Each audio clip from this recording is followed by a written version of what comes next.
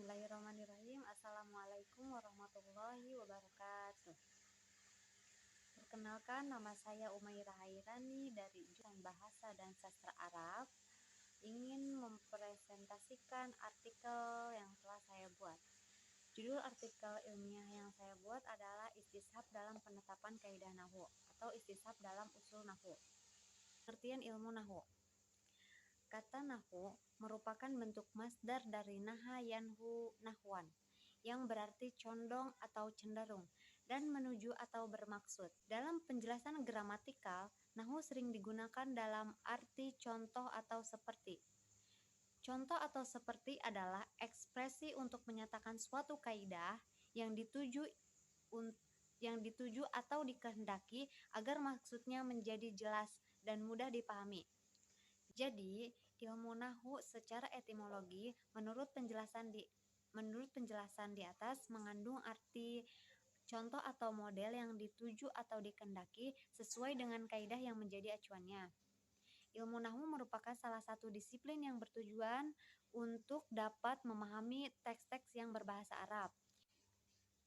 Ilmu nahwu dikodifikasikan oleh Imam Abu Aswad Ad-Duwaili di bawah arahan Imam Ali bin Abi Thalib ketika menjabat sebagai khalifah.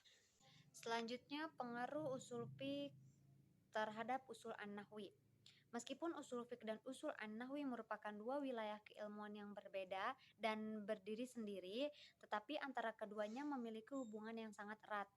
Istilah usul an-nahwi dalam banyak hal muncul di kalangan ulama nahwu dan terinspirasi oleh wacana keilmuan yang dikembangkan oleh ulama fikih dan usul fiqh.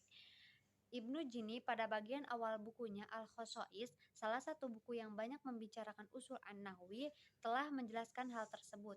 Menurutnya, pengaruh usul fiqh terhadap usul an-nahwi sangat jelas terlihat. Paling tidak terlihat dari hubungan antara ilat nahwu dan ilat fikih. Menurut Ibnu Jini, tidak seorang pun ulama Basrah dan Kufah yang berlawanan dengan apa yang berkembang di kalangan usul fiqh. Selain itu, dalam usul fiqh ada 4 sumber hukum yang disepakati oleh jumhur ulama fikih, yaitu Al-Quran, Sunnah, Ijma, dan Qiyas. Dalam kajian usul an-nahwi, para ulama baik yang masuk pada kelompok Basrah, Kufah maupun Baghdad juga mengenal dan menyepakati keempat sumber hukum tersebut. Hanya saja muncul dengan istilah yang lain dan ditambah dengan orientasi pengembangannya. Ini adalah gambaran yang faktual bahwa pada awal kemunculan ilmu usul an-nahwi memang banyak berpengaruh oleh peristilahan dan substansi ilmu usul fiqh. Selanjutnya, perkembangan usul an-nahwi. Proses formulasi atau pengkaidahan nahwu dilakukan para ahlinya dengan perkembangan dan tuntutan metodologi sebuah ilmu. Jika konstruksi nahwu relatif sudah matang dan mapan pada masa Al-Khalil Ibnu Ahmad dan Sibawayh pada abad kedua Hijriah, usul an-nahwi baru mulai diformulasikan oleh Ibnu As-Sarraj pada abad ketiga Hijriah. Penggunaan istilah usul an-nahwi pertama kali dikemukakan oleh Ibnu As-Sarraj dalam kitabnya Al-Usul fi an-Nahwi. Namun, Ibnu Sarraj belum mengkaji usul an-nahwi tersebut secara terperinci. Kemudian Ibnu Jinilah yang mengkaji usul an-nahwi tersebut secara terperinci dalam kitabnya Al-Khosois, yang kemudian diikuti oleh Ibnu Al-Anbari dan As-Suyuti yang memperluaskan ilmu usul an-nahwi sebagai sebuah ilmu yang matang. Selanjutnya ada Al-Adilah An-Nahwiyah. Perumusan kaidah-kaidah yang telah dilakukan oleh para ulama semenjak abad pertama Hijriah sampai melewati beberapa fase pada dasarnya secara kualitas dan esensi materi telah berbicara tentang substansi usul an-nahwi. Sebab para ulama nahwu dalam merumuskan kaidah-kaidah nahwu mendasarkan pada Al-Adilah An-Nahwiyah, yaitu sama, qiyas, ijma, dan istishab. Keempat sumber tersebut dijadikan oleh para ulama nahwu sebagai dasar pembentukan kaidah-kaidah nahwu. Dalam kitabnya, Ibnu Jini menyatakan bahwa paling tidak ada 3 adilah an-nahwiyah yang utama, yaitu sama, qiyas, dan ijma. Tetapi setelah diteliti lebih jauh, pada prinsipnya Ibnu Jini juga mengakui istishab sebagai salah satu unsur dalam usul an-nahwi. Selanjutnya bagi Al-Anbari dalam kitabnya Al-Ighra fi Jadal Al-I'rab, beliau menyatakan bahwa adilah an-nahwiyah paling tidak ada 3, yaitu nakal, kias, istishabul hal. Namun dalam kitabnya yang lain, Luma'ul al-Adilah fi ilmi usul an-nahwi, dia menambahkan ijma sebagai dalil yang keempat. Adapun menurut As-Suyuti, adilah an-nahwiyah ada 4, yaitu sama, ijma, kias, dan istishab. Selanjutnya adalah pengertian istishab.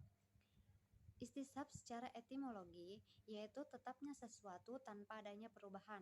Sedangkan secara terminologi istishabul hal yaitu tetapnya suatu kejadian lafaz sebagaimana asalnya selagi tidak ada dalil nakli yang merubahnya. Setiap lafaz atau perkara dalam usul nahwu itu memiliki hukum asal yang berlaku tetap, kecuali jika ada dalil yang jelas sehingga menyebabkan perubahan lafaz atau perkara tersebut. Para ulama nahwu mengatakan bahwa al-istishab itu adalah kembali kepada makna asal kata dan asal penggunaannya selama tidak ada alasan yang merubah makna. Contoh, isim yang pada asalnya adalah mu'rab, maka akan tak mu'rab sampai ada dalil yang membuat dia menjadi mabni. Seperti tasbih al-huruf, baik itu tasbih al-wad'i, isti'mal maupun iftiqar. Sebagian ulama nahwu mengingkari keberadaan al-istishab karena al-istishab tersebut sudah termasuk ke dalam pembahasan kias dan bukan dalil dari dalil-dalil al-nahwu. Berpedoman kepada al-kias tidak membutuhkan dalil dan berdalil dengan istishab merupakan tahsil al-hasil atau tidak bermanfaat. Walaupun demikian, landasan ini juga digunakan oleh sebagian para ahli nahwu dalam penetapan kaidah-kaidah nahwu. Ahli nahwu menyatakan bahwa istishab dianggap sebagai dalil atau prinsip epistemologi nahwu yang paling lemah. Adapun sampel-sampel permasalahan yang didapati dalam istishabul hal, yang pertama, ma'rifat dan nakirohnya tamyiz. Terdapat 2 argumen dalam kasus ini. Mazhab Kufah berpendapat bahwasannya tamyiz itu boleh berupa isim ma'rifat. Pendapat ini dikuatkan oleh Ibnu Torowah dan Imam Jamah Syari dengan menunjukkan dalil ditemukannya kasus ini dalam Al-Quran surat Al-Baqarah ayat 130. Bismillahirrahmanirrahim. Wa may yarghabu an millati Ibrahim illa man safiya nafsah. Nafsah dibaca nasab sebagai tamyiz dan berupa isim ma'rifat sebab idhofah, dan satu dalil berasal dari syair. Ra'aitu kalamma an arafta wujuhana sodatta watibtan nafsa ya qaisu an amri. An-nafsu dibaca nasab sebagai tamyiz dan berupa isim ma'rifat sebab al.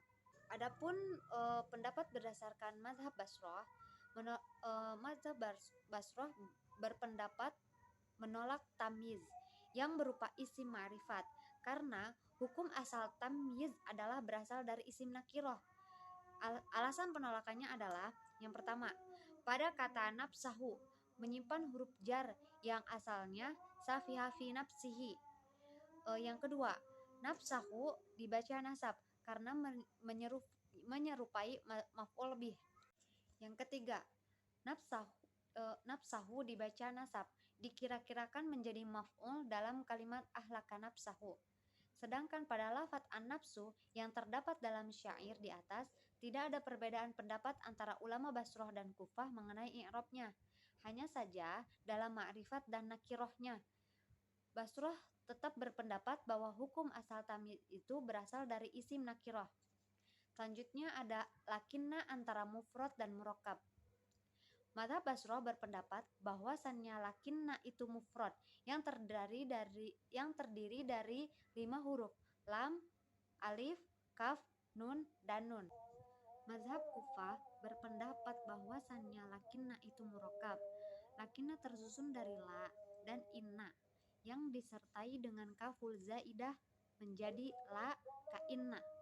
Kemudian kasroh hamzahnya lafad inna dipindah ke kaf, kemudian diringankan sehingga menjadi lakinna. Dan inilah kaul yang benar menurut Ibnu Yaisi. Dan kemudian ada mazhab al-Faro. Mazhab al-Faro berpendapat bahwasannya lakinna itu murakkab, tersusun dari lakin dan inna. Kemudian hamzahnya dibuang untuk meringankan pengucapannya. Begitu pula dengan nun Begitu pula dengan nun lafaz lakin, dibuang untuk menghindari bertemunya dua huruf mati secara berurutan sehingga menjadi lakinna. Selanjutnya ada sebagian ulama. Sebagian ulama nahwu ada pula yang berpendapat bahwasannya lakinna berasal dari la dan kainna, sebagaimana pendapatnya Aswaili. Baiklah, cukup sekian dari saya. Kurang lebihnya saya mohon maaf. Wassalamualaikum warahmatullahi wabarakatuh.